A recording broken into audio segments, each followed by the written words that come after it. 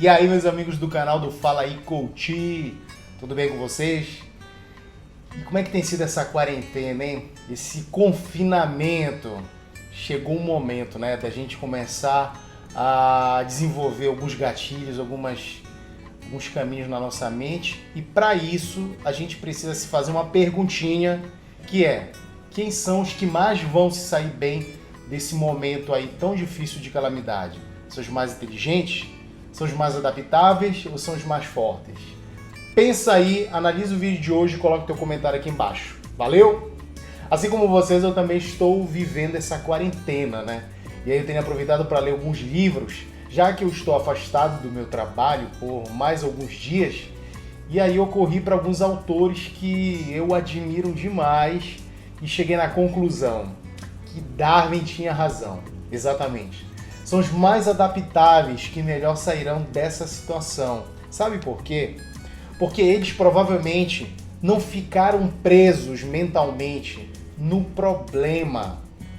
Por mais que todos nós saibamos do tamanho e da dimensão dessa crise, mas quando você foca no problema, você desperta uma sensação de fobia dentro de você. Aí a fobia, ela provoca o sintoma. E o sintoma, por sua vez, ele reforça a fobia. Entender o processo que acontece dentro da nossa mente? Então temos que nos ater aos pensamentos fortalecedores, que de fato são eles que nos irão ajudar a nos manter forte nessa jornada. Tem um autor que provavelmente algumas pessoas que acompanham meu canal já devem ter lido, que se chama Viktor Frankl. Esse cara, ele era médico, psiquiatra e escreveu um livro que só nos Estados Unidos vendeu para mais de 3 milhões de cópias.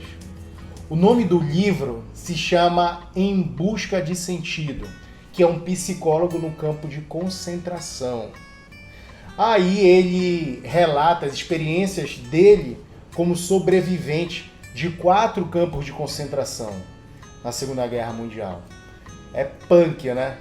E é bem interessante porque através dessa leitura eu pude fazer uma conexão com os dias que nós estamos vivendo. Sabe como? Viktor Frankl, ele reafirma no livro dele que nos campos de concentração os prisioneiros eles não tinham liberdade para nada. Eram diariamente castigados, torturados e tinham o fator psicológico totalmente destruídos. O próprio Viktor Frankl, o próprio autor, ele relata que se ele não tivesse uma mente voltada para a sua liberdade interior, por mais difícil que aquele momento fosse, ele não teria saído com vida das experiências que ele teve lá em Auschwitz. E muitos prisioneiros que foram libertos depois, né, do fim da guerra, se criaram assim psicoses, e ele em si, ele criou um conceito que é conhecido internacionalmente, ficou muito famoso tanto nos Estados Unidos como em diversos lugares do mundo, que é um conceito conhecido como logoterapia. A logoterapia, ela tem como principal característica entender o sentido da vida. É um olhar mais para dentro de si. A logoterapia, ela procura criar na pessoa a consciência plena de sua própria responsabilidade. Ou seja, a partir do momento que o indivíduo ele entende qual o sentido da sua vida, ele busca a força motivadora que ele precisa para enfrentar os obstáculos e encarar as dificuldades. Você conseguiu perceber que o que nos encoraja em momentos difíceis não está nas motivações externas, e sim dentro de nós?